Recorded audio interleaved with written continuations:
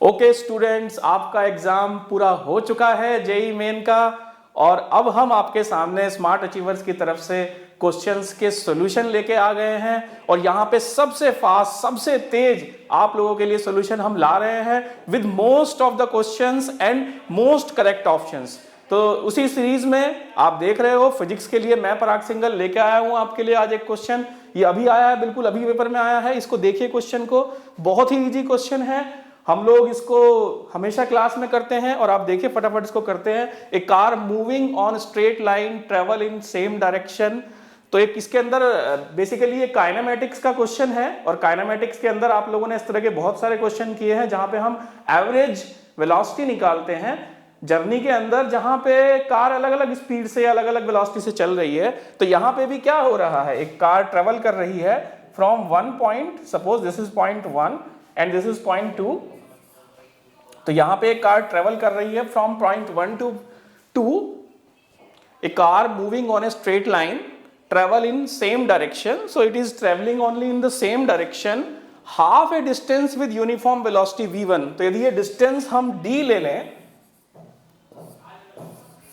तो इसका जो हाफ डिस्टेंस होगा that is d/2 and d/2। तो हाफ डिस्टेंस जो ये ट्रेवल करती है वो करती है v1 वेलोसिटी से, और हाफ डिस्टेंस जो ये ट्रेवल करती है वो v2 वेलोसिटी से ट्रेवल करती है। और हमारे को इसमें निकालना है एवरेज वेलोसिटी। तो एवरेज वेलोसिटी निकालने के लिए हमें फॉर्मूला मालूम है। एवरेज वेलोसिटी जो होगा वो होगा डिस्प्लेसमेंट अपॉन टाइम। तो यहां पे आप देख सकते हैं स्ट्रेट लाइन के ऊपर ऑब्जेक्ट चल रहा है तो डिस्टेंस d होगी, तो डिस्टेंस यहां पे d हो जाएगी। जब हम टाइम की बात करेंगे तो हमें दोनों जर्नी का टाइम अलग अलग निकालना पड़ेगा, क्योंकि पहली हाफ जर्नी के अंदर वेलोसिटी अलग है, दूसरी हाफ जर्नी के अंदर वेलोसिटी अलग है, तो दोनों का टाइम अलग अलग निकलेगा। यहां पे यही सबसे इंपॉर्टेंट चीज है जो हमें ध्यान रखनी होती है। तो जब हम टाइम निकालते हैं तो इसी फॉर्मूले से आप डिस्प्लेसमेंट अपॉन एवरेज वेलोसिटी कर सकते हैं। तो पहली जर्नी का हो जाएगा d/2v1 और दूसरी जर्नी का हो जाएगा d/2v2। और यहां पे आप जब इसको करेंगे twice v1 v2 is LCM, और यहां पे आएगा v1 प्लस v2। तो d से d कैंसिल आउट हो जाता है, और इस क्वेश्चन का जो आंसर आएगा वो आएगा 2v1v2 upon v1 plus v2। तो आप देख सकते हैं कि ये क्वेश्चन हमने कितनी बार आपको क्लास में कराया है स्मार्ट अचीवर्स के अंदर, और हमेशा हम इस तरह क्वेश्चंस कराते रहते हैं। और बड़ा ही आसान क्वेश्चन इस बार ये जेईई मेन फिजिक्स के अंदर आया है। पेपर ओवरऑल बहुत आसान है और इस तरह के क्वेश्चंस यहाँ पे आए हैं। ओके स्टूडेंट्स, देखते रहिए, आप बने रहिए, इस तरह के क्वेश्चंस और सॉल्यूशंस हम आपके सामने लाते रहेंगे। Thank you. Okay students, next question भी हमारे पास आ चुका है। अब आप देख सकते हैं स्क्रीन के ऊपर, if T is the temperature of gas then RMS velocity is proportional to.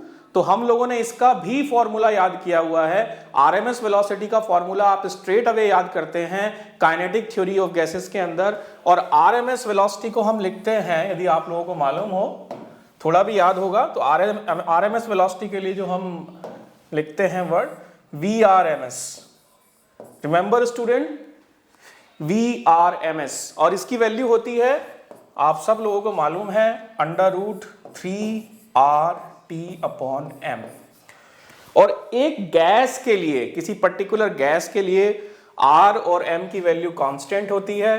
तो इसका मतलब ये है यहां पे जो RMS वेलोसिटी है ये स्ट्रेट अवे हमारी प्रोपोर्शनल हो जाती है √T के साथ। तो देख सकते हैं कितना आसान क्वेश्चन इस बार आ रहा है मेन के अंदर, फिजिक्स के अंदर, और ऐसे पता नहीं कितने क्वेश्चंस हम लोग आपको क्लास में कराते हैं। तो आप बने रहिए, मैं और क्वेश्चन भी आपके सामने लाता रहूंगा। So students, next question again आपकी स्क्रीन पे दिखाई पड़ रहा होगा आपको। The period of pendulum at earth surface is t।